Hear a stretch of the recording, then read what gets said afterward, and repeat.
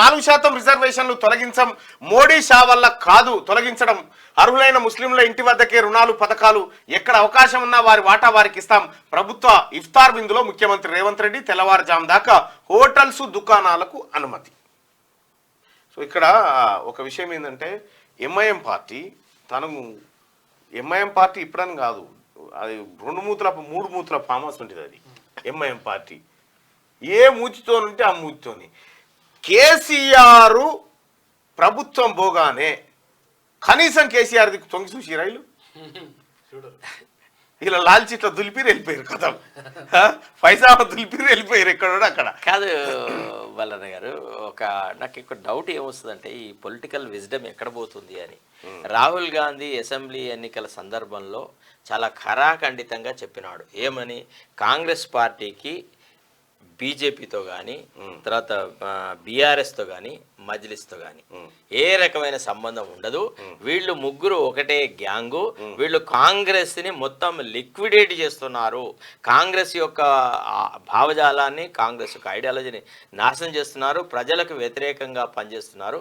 వీళ్ళు ప్రజాద్రోహులు అని చెప్పినారు. వీళ్ళతో ఏ రకమైన సంబంధం లేదు అని ఖరాఖండితంగా చెప్పినాడు. ఏమి ఈ దశలో మరి లోతులో పోవద్దు మీరు జర దయచేసి. ఎందుకు పోవద్దు? అది కదా ఆయన ఏమన్నాడు. టూరిజం అభివృద్ధికి ప్రణాళిక, అటవీ పర్యాటక శాఖలు కలిసి. నీతో నేను డిస్కస్ చేయకుండా ఎవరితో డిస్కస్ చేయాలి? ఇప్పుడు రాహుల్ గాంధీ నువ్వు మాకే కంటెస్ట్ కరు, నువ్వు హైదరాబాద్ లో కంటెస్ట్ చేయాలి. మన నాయకుడు నేను ఒక మాట చెప్తాను సార్.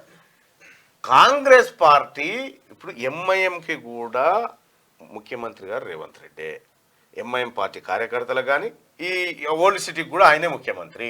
వాళ్ళ భద్రత, వాళ్లకు చేయాల్సిన పనుల గురించి కూడా ముఖ్యమంత్రి గారు మీరు మంచి చేస్తారు కాబట్టి 4% రిజర్వేషన్ ని బీజేపీ తొలగించగలదా? మన రాష్ట్ర ప్రభుత్వం గట్టిగా ఉన్నప్పుడు ఈ చర్చ ఎక్కడ వచ్చింది? కర్ణాటక ఎన్నికలప్పుడు వాళ్ళు మేము 4% రిజర్వేషన్ తొలగిస్తామని బీజేపీ కర్ణాటక శాఖ ప్రకటించింది. దానికి మోడీ షా సపోర్ట్ చేసినారు. మన దగ్గర అసలు ఆలోచనే లేదు. సాధ్యమా? మన దగ్గర తెలంగాణ లోపల 4% రిజర్వేషన్ తొలగించే సత్తా సామర్థ్యం ఉందా ఈ ప్రభుత్వానికి? Is it possible? నువ్వు నేను ముస్లింలో ప్రజల్లో వీళ్ళు చెప్తున్నటువంటి మోడీ షా చెప్తున్నటువంటి మాటలకు ఒక భరోసాగా నేనున్నా. ఇక్కడ తీసే హక్కు లేదు. ఎవరు ప్రభుత్వం అంటే ఇక్కడ ప్రజలు ఉన్నారండి. తెలంగాణ లోపల ముస్లింలతో మనము ఇట్లా ముడిపడి ఉన్నాము. మనము వాళ్ళని కుల మత ప్రాతిపదిక మీద విడగొట్టము. తెలంగాణ ప్రజలు ముస్లింల పండుగలను తమ పండుగలాగా చూసుకుంటారు. హిందువులు, ముస్లింలు కూడా హిందువుల పండుగ. మనము అరే గంగా జమున తహజీబ్ మనది ఎప్పటి నుంచో ఉన్నటువంటి ఐక్యతకి ఈ అనవసరమైన ప్రకటనలు సార్. ఇక్కడ నిన్న ఇఫ్తార్ విందు సందర్భంగా ముస్లింలకు ఉన్నటువంటి ఒక ప్రధాన డౌట్, బీజేపీ మళ్ళీ అధికారంలోకి వస్తే రాజ్యాంగాన్ని మార్చేస్తామంటున్నారు, రాజ్యాంగాన్ని తీసేస్తామంటున్నారు అంటున్న నేపథ్యంలో ముస్లింలకు డౌట్ ఉంది. వాస్తవానికి అరే మరి రాజ్యాంగమే మొత్తం తొలగిస్తానంట బీఆర్ఎస్. మరి వాంతో ఎందుకు అంటగాగిండు? ఎవరు? అసదుద్దీన్ ఓవైసీ. రాజ్యాంగం పనికి రాదు. అసదుద్దీన్ ఓవైసీ ఆయనను అనుమానించాల్సిందే. నేను అనేది ఏంటంటే ఈ 4% రిజర్వేషన్ గురించిన వివాదం ఈనాడు రాష్ట్రంలో లేదు.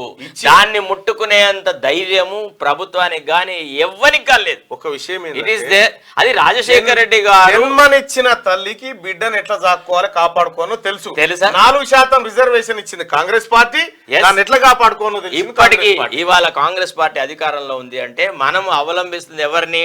డాక్టర్ చెన్నారెడ్డిని చూసుకుంటాం, రాజశేఖర రెడ్డిని చూసుకుంటాం, విజయభాస్కర్ చూసుకుంటాం. రాజశేఖర రెడ్డి గారు ఏదైతే 4% రిజర్వేషన్లు ఇచ్చినారో దాన్ని మనం ఖరాఖండితంగా అమలు చేస్తామని, రాజశేఖర రెడ్డి అడుగుజాడలో నడుస్తామని మనం పదే చెప్తున్న దశలో వాళ్ళు అనుమానం వ్యక్తం చేసినా మనం దీనికి ఏం చెప్పాల్సిన అవసరం లేదు.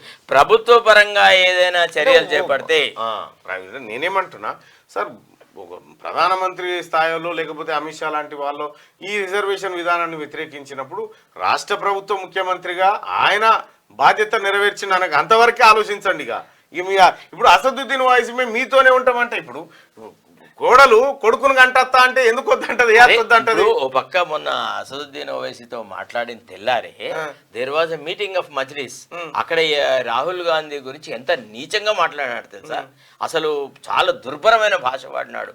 నాకు పైసలు ఇచ్చినా అని రాహుల్ గాంధీ ఎక్కడైతే ప్రకటిస్తున్నాడు. నేను లేనప్పుడు కూడా నువ్వు అమేధిలో ఎట్లా ఓడిపోయినావు అని అన్నాడు. అంటే నేను అనేది ఏంటంటే తల శత్రువు తోక మిత్రువు కాదు. రాజకీయాల్లో ఇవన్నీ కామన్, విమర్శించుకోవడం కామన్, దూషణలు కామన్, కలిసిపోవడం కామన్. శాశ్వత మిత్రులు శాశ్వత శత్రువులు రాజకీయాల్లో ఉండరు. కానీ ఇది తెలిసిన సత్యం. అది కరెక్ట్. ఐడియాలజీతో ఏకీభవించి వస్తే ఓకే, కానీ నువ్వు ఐడియాలజీతో కేంద్రంలో కొట్లాడుతా అంటావు, హైదరాబాద్లో కలిసి ఉంటావు.